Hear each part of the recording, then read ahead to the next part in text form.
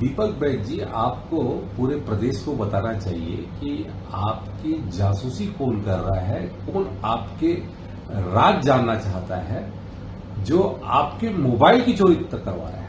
आपका अंदेशा, आपका शक यदि कांग्रेस के किसी नेता पे है, और कांग्रेस के नेताओं ने चोरी की है, जिसमें यदि आपके शक यदि भूपेश बघेल जी के ऊपर है या टीएस जी के ऊपर है, तो आप उसको उजागर करिए, ताकि हम पूरी कोशिश करें कि आपके मोबाइल आपको सही सलामत आपको उपलब्ध करा सके सरकार के माध्यम से।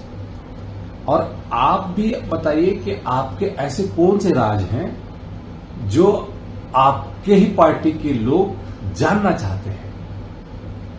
यदि उन राज को यदि कहते हैं जनता के बीच में उजागर होगा, तो कहीं कांग्रेस पार्टी की जो स्थिति है आज जो बद से बदतर होती जा रही है, वो कहीं और खराब ना हो। इसके लिए आपसे पूरी उम्मीद है कि आप सही बात को जनता के बीच में लाने का काम करें।